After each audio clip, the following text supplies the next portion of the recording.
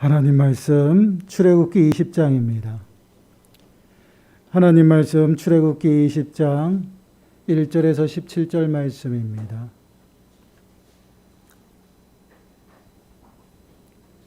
출애굽기 20장 1절에서 17절 말씀, 우리 한 목소리로 함께 읽도록 하겠습니다.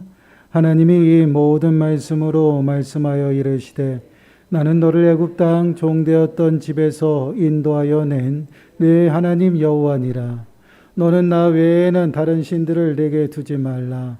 너를 위하여 새긴 우상을 만들지 말고 또 위로 하늘에 있는 것이나 아래로 땅에 있는 것이나 땅 아래 물속에 있는 것에 어떤 형상도 만들지 말며 그것들에게 절하지 말며 그것들을 섬기지 말라. 나 내 하나님 여호와는 질투하는 하나님인즉 나를 미워하는 자의 죄를 갚되 아버지로부터 아들에게로 3, 4대까지 이르게 하거니와 나를 사랑하고 내 계명을 지키는 자에게는 천대까지 은혜를 베푸느니라. 너는 내 하나님 여호와의 이름을 망령되게 부르지 말라. 여호와는 그의 이름을 망령되게 부르는 자를 죄 없다 하지 아니하리라. 안식일을 기억하여 거룩하게 지키라. 엿새 동안은 힘써 네 모든 일을 행할 것이나 일곱째 날은 네 하나님 여호와의 안식일인즉 너나 내 아들이나 내 딸이나 내 남종이나 내 여종이나 내 가축이나 내 문 안에 머무는 객이라도 아무 일도 하지 말라. 이는 엿새 동안에 나 여호와가 하늘과 땅과 바다와 그 가운데 모든 것을 만들고 일곱째 날에 쉬었음이라. 그러므로 나 여호와가 안식일을 복되게 하여 그날을 거룩하게 하였느니라. 네 부모를 공경하라. 그리하면 네 하나님 여호와가 내게 준 땅에서 내 생명이 길리라. 살인하지 말라. 간음하지 말라. 도둑질하지 말라. 네 이웃에 대하여 거짓 증거하지 말라. 네 이웃의 집을 탐내지 말라. 네 이웃의 아내나 그의 남종이나 그의 여종이나 그의 소나 그의 낙이나 물은 내 이웃의 소유를 탐내지 말라. 아멘. 오늘은 우리가 십계명의 이제 9번째 계명을 함께 살펴보려고 합니다. 질문 76번을 보시면요, 이렇게 질문하고 있습니다. 제9계명은 무엇입니까? 답변을 함께 읽어보도록 하겠습니다. 시작. 제9계명은 내 이웃에 대하여 거짓 증거하지 말라입니다. 오늘 계명은요, 말에 관한 그런 계명입니다. 곧 혀에 관한 그런 말씀이에요. 이웃에 대한 거짓 증거, 먼저 우리의 이웃에 대한 중상모략에 관한 그런 부분이죠. 이는 어떠한 모습이냐면요, 정갈의 꼬리에는 독이 있습니다. 그 정갈의 꼬리에 한번 쏘이게 되면 어떻게 보면 치명상을 입게 되죠. 이러한 모습과 동일하게요, 이웃을 중상모략하는 것은요, 결정적인 그 사람에게 결정적인 상처를 주는 그러한 죄악 가운데 빠지는 그러한 모습이에요. 예를 들면 이제 고린도 교회에서 사도 바울을 모함할 때 이런 얘기를 했습니다. 그는 사도가 아니라는 얘기였어요. 그 다음에 물질적인 이득을 위해서 교회에서 일을 한다라는 그러한 중상모략을 했던 고린도 교회의 모습입니다. 또한 세례 요한에 대해서는요, 그 당시에 사람들이 뭐라고 했습니까? 귀신이 들렸다라고 이야기를 했어요. 이렇게 말로써 사람을 상처 주고 또한 사람을 죽일 수 있는 그런 행위들을 말합니다. 혀로 인해서 받은 상처는요, 그 어떠한 칼보다도요, 그 상처가 더 깊고 더 크다라는 것을 우리가 늘 기억해야 돼요. 그래서 잠언서 25장 18절 말씀을 보시면요, 이렇게 말씀을 하고 있습니다. 자기의 이웃을 쳐서 거짓 증거하는 사람은 방망이요 칼이요 뾰족한 화살이니라. 거짓 증거는 사람을 해하는 도구와 같다라는 것이죠. 얼마나 무서운 말씀인지 모릅니다. 우리는 전혀 개념치 않고요, 거짓을 말할 때도 있죠. 그런데 그러한 거짓말이 무엇이냐면 방망이가 되고요, 칼이 되고 또한 뾰족한 화살이 되어서 이웃에게 또한 공격하는 그러한 도구가 된다라고 말씀을 하고 있어요. 이렇게 말에 대해서는요, 우리가 정말 신중하고 또한 말이 얼마나 또한 위력이 있고 힘이 있는지를 우리가 다시 한번 기억해야 된다. 그래서 혀에 관해서 말씀을 하고 있는데 야고보서 3장 6절 말씀을 보시면요. 이렇게 말씀을 하고 있어요. 혀는 곧 불이요. 불의의 세계라. 혀는 우리 지체 중에서 온몸을 더럽히고 삶의 수레바퀴를 불사르나니 그 사르는 것이 지옥불에서 나느니라. 혀는 불이다. 그 다음에 불의의 세계 가운데 있다라고 말씀을 하고요. 또한 우리의 온몸을 더럽히는 것이 혀다. 그 말을 이야기하죠. 수레바퀴, 우리의 삶의 수레바퀴를 완전히 불사른다라고 얘기하고 있어요. 그만큼 우리가 혀가 그만큼 능력이 있고 힘이 있다라는 것이에요. 그 혀에서 나오는 말이 때로는 사람을 죽일 수도 있고요. 또한 때로는 사람을 또한 불사를 수도 있는 그러한 힘이 그 말에 있다라는 것을 우리들에게 말씀을 하고 있어요. 그래서 우리들에게 끊임없이 이야기를 하는 것이 거짓 증거하지 말라라는 것이에요. 또한 이러한 거짓 증거를 하는 모습은요, 하나님께서는 절대 기뻐하시지 않는다라는 것을 우리들에게 말씀을 하고 있습니다. 잠언서 12장 22절 말씀을 보시면요, 거짓 입술은 여호와께 미움을 받아도 진실하게 행하는 자는 그의 기뻐하심을 받느니라. 거짓 입술은 여호와께 미움을 받는다. 하나님이 기뻐하시지 않는다라는 그러한 말씀이에요. 우리가 늘 기억해야 될 것은요, 우리는 예수 그리스도의 영을 받은 그리스도인이라는 것입니다. 이것이 무엇을 의미하냐면요, 성령님은요 진리의 영이에요. 거룩한 영이고요, 거짓이 없는 영입니다. 그 영의 인도함을 받는 사람의 삶의 모습은요 항상 진실하다라는 것이에요. 거짓이 없다라는 것입니다. 그래서 우리는요 늘 성령의 인도하심을 따라서 살아가야 되고요, 그러한 삶의 모습은요 늘 진실함 가운데 말 한마디 한마디 거짓이 없는 그러한 삶을 살아가야 된다라고 말씀을 하고 있습니다. 그러면 거짓으로 이웃을 증거하고 또한 거짓말하는 그러한 모습은 어떠한 모습이냐면 결국은 사단의 도구라는 거예요. 요한복음 8장 44절 말씀을 보시면요 이렇게 말씀을 하고 있어요. 너희는 너희 아비 마귀에게서 났으니 너희 아비의 욕심대로 너희도 행하고자 하느니라. 그는 처음부터 살인한 자요 진리가 그 속에 없으므로 진리에 서지 못하고 거짓을 말할 때마다 제 것으로 말하느니 이는 그가 거짓말장이요 거짓의 아비가 되었습니다. 그는 거짓말장이고 거짓의 아비다. 누구예요? 마귀예요. 결국 우리가 이 땅을 살아가면서요 이웃에 대해서 중상모략을 하고요 거짓을 이야기하는 그러한 모습은요 결국 하나님의 사람으로서 성령의 인도함을 받는 그러한 모습이 아니다라고 말씀을 하고 있어요.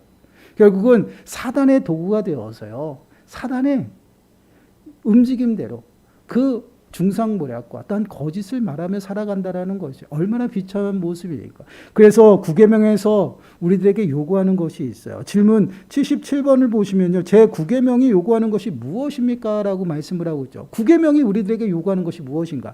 답변을 함께 읽어보겠습니다. 시작. 제 구계명이 요구하는 것은 사람과 사람 사이의 진실함과 우리 자신과 이웃의 평판을 유지하고 증진시키라는 것이고 특별히 증언하는 일에 있어서 그렇게 하라는 것입니다. 증언이라는 이 말은요 법정에서 사용되어지는 단어입니다. 법정에서 증인이 선서를 하죠. 거짓이 없이 진실만을 이야기할 것을 선서합니다. 그것이 바로 증인의 의무예요. 이와 같이요 우리는요 이웃의 평판을 유지하고 증진시켜야 된다라는 것입니다. 그 어떠한 이웃에게 말로써 또한 그 해를 입혀서는 안 된다라는 것이에요. 그것을 통해서요 이웃은 상처가 되고요 또한 더 나아가서는 해를 입을 수 있다라는 것입니다. 스가랴 8장 15절 말씀을 보시면요 이렇게 말씀을 하고 있어요. 너희가 행한 일을 이러하나니 너희는 이웃과 더불어 진리를 말하며 너희 성문에서 진실하고 화평한 재판을 베풀고. 너희는 이웃과 더불어 진리를 말하다. 늘 우리들의 삶의 모습은 진실해야 된다는 것이에요. 누구한테? 이웃에게. 하나님 앞에 진실한 사람은요 이웃에게도요 늘 진실하고 거짓이 없다라는 말씀이에요. 우리가 이러한 모습으로 온전히 살아갈 때 하나님께서는 우리를 기뻐하신다라고 말씀을 하고 있어요. 거짓이 없고요 속임수가 없는 그 진실한 삶을 구계명에서는 우리들에게 요구하고 있다는 것이에요.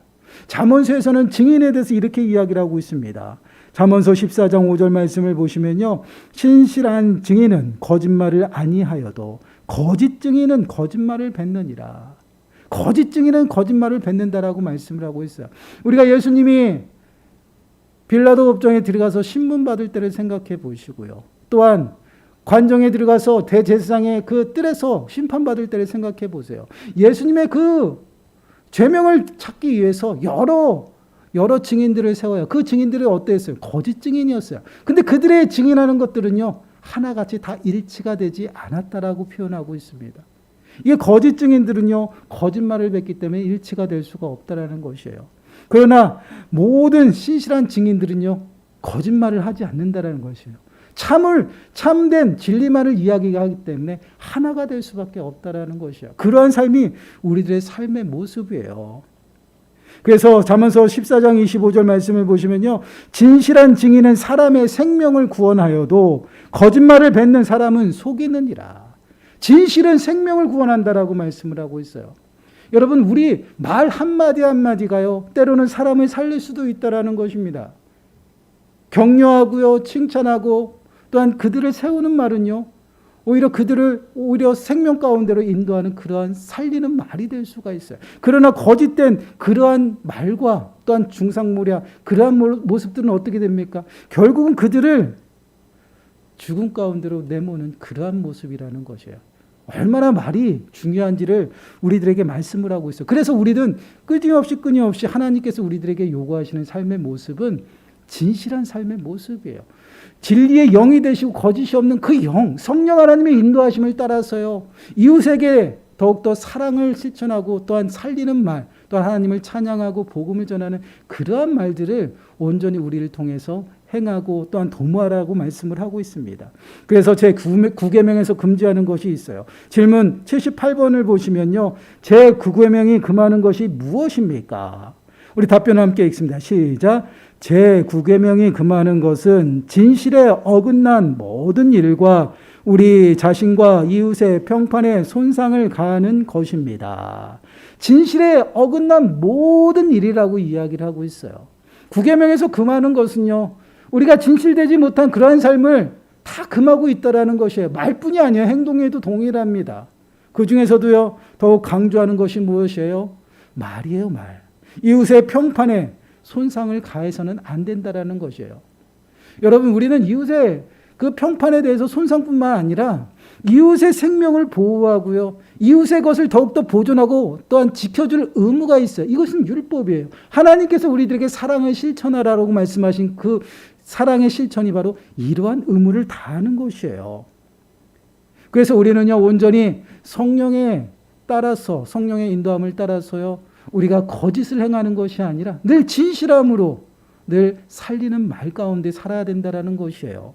그래서 골로새서 3장 9절 말씀을 보시면요, 이렇게 말씀해요. 너희가 서로 거짓말을 하지 말라. 옛사람과 그 행위를 벗어버리고. 거짓말이 뭐라고 이야기합니까?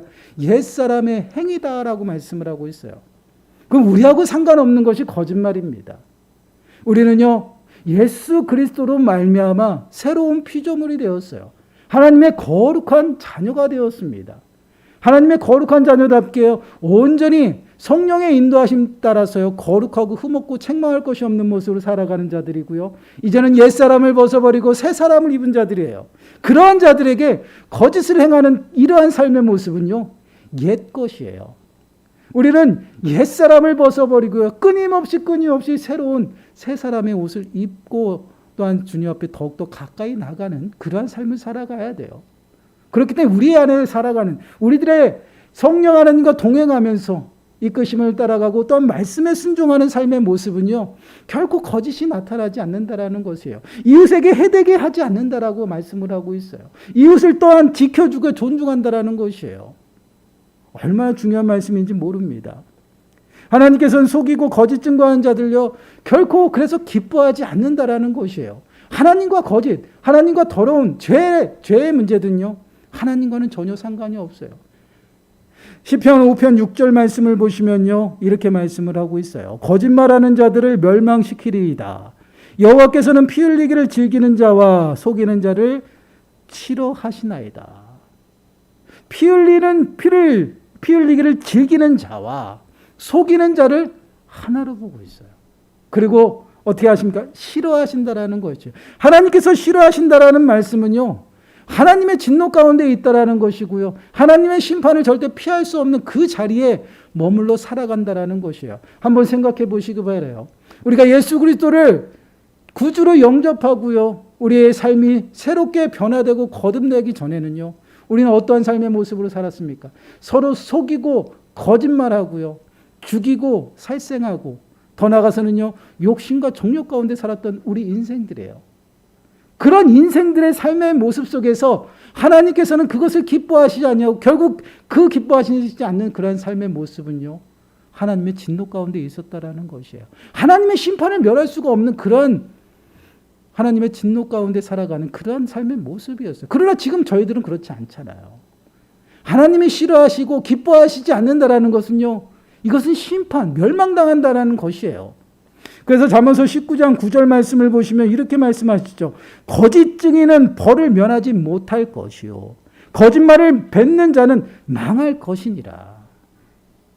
여러분, 우리가 정말 이 땅을 살아가면서 우리의 말, 이 말 하나하나가 얼마나 중요하고, 또한 이 말 하나하나 뱉는 그 모든 것들이 얼마나 신중하고, 또한 얼마나 그 말이 위력이 있는지를 우리들에게 말씀을 하고 있어요. 여러분, 한번 생각해 보세요. 우리가 인생을 살아가다가 한번 뱉은 말은 어떻게 합니까? 주워 담을 수가 없어요. 말은 너무나도 소중한 것이에요. 그렇기 때문에 말은 우리가 온전히 정말 신중해져야 되고요. 또한 우리의 혀, 이 혀는요, 우리가 잘 재갈을 물리고 잘 제어를 할 줄 알아야 된다는 것이요. 그것이 우리의 삶이 더욱더 경건해지고요, 거룩한 그러한 삶을 살아갈 수 있다는 것입니다. 그래서 야고보서 1장 26절 말씀에서는요, 이것을 경건에다가 비유하고 있어요. 누구든지 스스로 경건하다 생각하며 자기 혀를 재갈 물리지 아니하고 자기 마음을 속이면 이 사람의 경건은 헛것이라. 한번 생각해 보시기 바라요. 딱 우리가 봤을 때 굉장히 경건해 보이고요, 근엄해 보여요. 근데 그 근엄한 그 모습 속에서 입을 열어서 말을 하는데 험한 말이 나오고요, 또한 이상한 거짓된 그런 말만 나온다라고 한번 생각해 보세요. 그 사람이 어떻게 보입니까? 근엄하게 보입니까? 거룩하게 보입니까? 전혀 그렇지 않다는 거예요. 이와 같은 것이에요.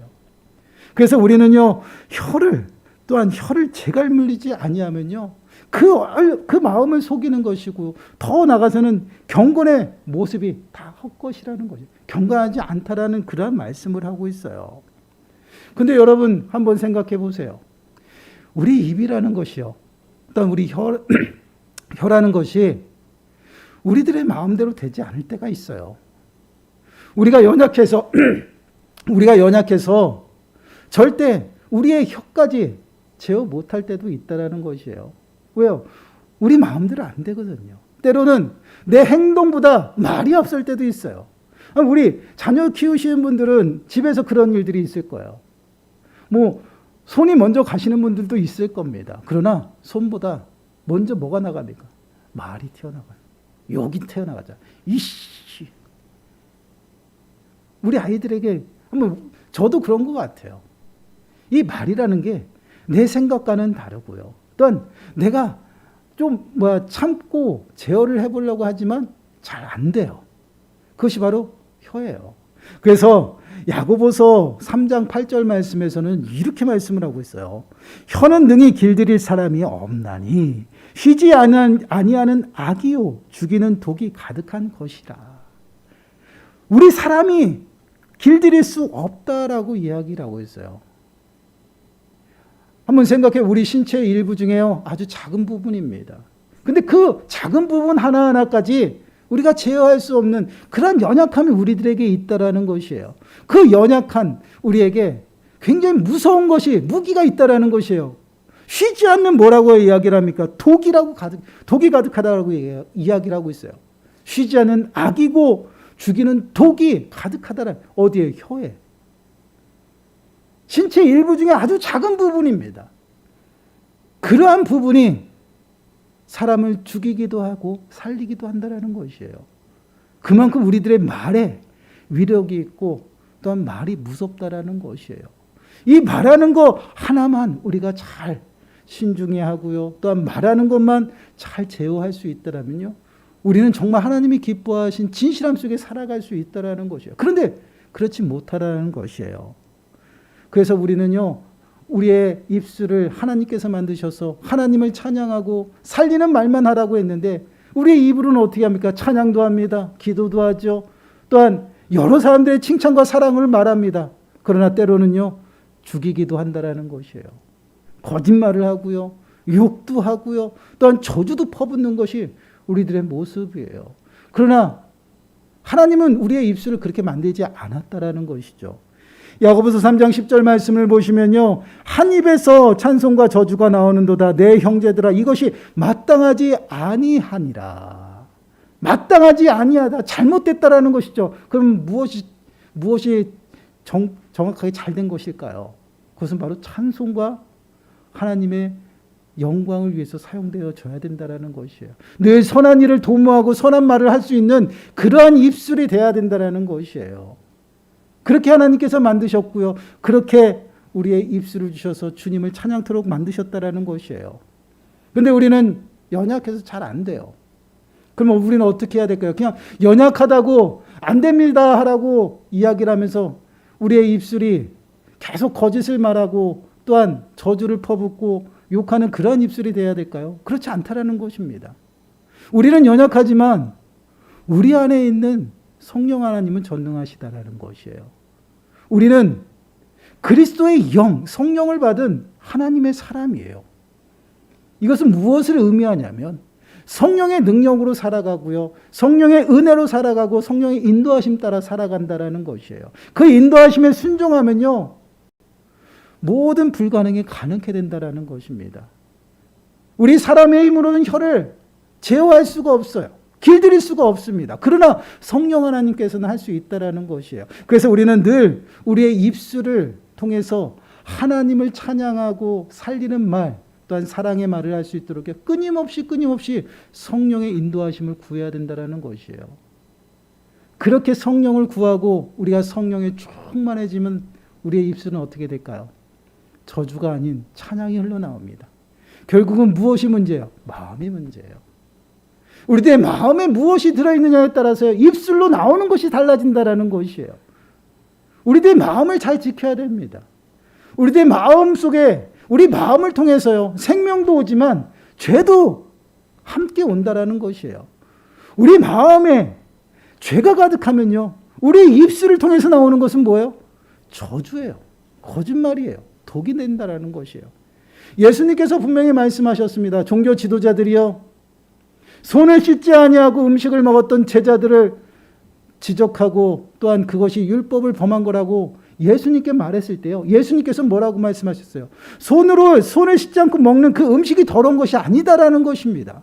그것으로 우리를 더럽힐 수 없다라고 말씀하고 있어요. 그러나 우리 안에 있는 것이 우리를 더럽힌다라는 것이에요. 죄요, 죄. 죄의 본성. 우리들의 마음이 무엇이 가득하냐에 따라서 우리들의 행동과 우리들의 언어, 말이 달라집니다. 한번 우리들의 모습을 한번 보세요. 우리가 열심히 주님을 찾고 기도하고 말씀으로 충만해요. 그리고 매 순간순간 찬양 부르면서 다닐 때를 한번 생각해 보세요. 성령 충만한 삶의 모습은요. 말하지 않아도요. 늘 우리의 입술은요. 찬양이 절로 넘칩니다. 주님을 찾아요. 누가 옆에서 툭 찔러도 뭐라고요? 주여. 이게 바로 우리들의 삶의 모습이에요. 우리들의 마음 속에 우리들의 마음이 성령으로 충만하고 말씀으로 충만할 때는 이러한 모습으로 살아간다는 것이에요. 그러나 우리가 우리 마음을 지키지 못하고요. 성령이 아닌 다른 것이 가득할 때는요. 왜 이렇게 삶이 빡빡하고 강팍한지 몰라요. 누가 지나가다가 발을 밟았어요. 그러면 아이씨 그래요. 이게 바로 우리들의 모습이에요. 마음을 지키지 못해서 그렇다라는 것이에요. 여러분 마음에 성령이 충만하고요. 은혜가 충만하면요. 발을 밟혀도요. 순간 욱하는 마음이 있어도 아이씨라고 안 나와요. 제가 그렇더라고요. 여러분들은 안 그런 것 같아요. 여러분 결국은 우리들의 입술을 제어하고 혀를 제어할 수 있는 것은요. 사람의 힘이 아니라는 것입니다. 성령 하나님께서 우리를 붙들어 주시고요. 성령이 인도하신 대로 우리가 살아갈 때 우리들의 모든 마음과 또한 우리들의 행동, 더 나아가서 말까지도 제어가 된다라는 것이에요. 결국은 우리는 말씀을 통해서 우리의 혀를 제갈 물려야 되고요. 하나님의 은혜로 능력으로 우리의 혀를요 제갈 물려야 돼요. 그렇지 아니하면요 우리의 혀는요 악이 끊임없이 솟아나고요 죽지 않아요. 독이 가득한 정말 살인적인 도구가 된다라는 것이에요. 여러분 우리 과학적으로도 증명이 되잖아요. 식물을 보고 계속 욕하면요 그 식물은 죽는데요. 그런데 칭찬하고 사랑한다 그러면요 더욱더 어떻게 해요? 잘 자란다는 거예요. 하물며 물에다가도 그래도요 물의 그 입체가 달라진다라고 하잖아요. 이게 바로 혀의 능력입니다. 우리는요 이 혀의 능력을요 어디다 써야 돼요? 선한 일을 도모하는 데 써야 됩니다. 하나님을 찬양하는 데 사용해야 되고요. 더 나아가서는요 복음을 전하는 일에 사용해야 되고요. 더 나아가서는요 사람을 살리는 그 일에 사용되어져야 된다는 것이에요. 늘 살리는 말을 하고요 사랑과 격려와 칭찬하는 그러한 말들을 통해서요 사람을 살리는 그러한 선한 일들을 도모해야 된다는 것이에요. 이것을 구계명에서는 우리들에게 말씀을 하고 있어요. 우리가 말실수로 인해서 또한 저주와 거짓말을 통해서 이웃들이 손해를 보고요 또한 상처가 되어서 그 마음에 그 상처로 인해서 정말 생명의 위협까지도 느낄 수 있는 그러한 일까지 생길 수 있다라는 것입니다. 그렇기 때문에 우리는요 말 한마디 한마디에 우리가 정말 신중해야 되고요 한 번 더 생각하고 더 나아가서는 정말 기도하며 말할 수 있는 그러한 우리들의 삶의 모습이 필요하다라는 것이에요. 한번 우리들의 모습을 한번 돌아보세요. 우리는 매일매일 말의 실수로 인해서 넘어질 때가 너무 많아요. 그런 우리들에게 이 구계명은요 끊임없이 도전합니다. 하나님의 그 찬양과 또한 하나님의 선한 일을 도모하고 더 나아가서는 그 복음 전하는 일에 열심을 다하고 전하는 일에 사용되어지라고 우리들에게 도전을 하고 있어요. 우리는 우리의 입술이 단순히 개인의 말과 또한 여러 가지 그 전하는 그것으로 끝나는 것이 아니다라는 것을 늘 기억하시고요. 우리들의 입술은요 굉장히 존귀합니다. 거룩합니다. 하나님께서 하나님의 이름을 찬양토록 만드셨고요. 더 나아가서는 하나님의 그 천국 복음을 전하도록 만드셨어요. 그렇기 때문에 늘 우리의 입술을 통해서 정말 하나님을 찬양하는 그러한 삶의 모습이 되시고 더 나아가서는요 예수 그리스도의 그 복음을 전하면서 늘 살리고 사랑을 전하는 그러한 입술이 되어지시기를 간절히 축원합니다. 기도하겠습니다. 사랑의 하나님 감사합니다. 저희들은 연약해서 우리의 큰 도구가 되는 그 혀의 능력 또한 우리가 가늠할 수 없고 또한 제어할 수 없고 또한 길들일 수도 없음을 다시 한번 고백합니다. 그래서 저희들의 삶의 모습 속에서는 말로 인해서 매 순간 넘어지고 실패할 때가 너무나도 많습니다. 하나님, 저희들을 용서하시고 저희들의 입술을 통해서 오직 하나님을 찬양하며 또한 하나님의 선한 일들을 도모하고 또한 복음을 전하는 일에 아버지 하나님 우리들의 입술이 쓰여질 수 있도록 주여 도와주시고 더 나아가서는 저희들의 입술을 통해서 많은 심령들을 살릴 수 있는 그러한 입술이 되어질 수 있도록 축복하여 주시옵소서. 이 모든 말씀 예수님의 이름으로 감사하며 기도드리옵나이다. 아멘. 찬송가 292장입니다.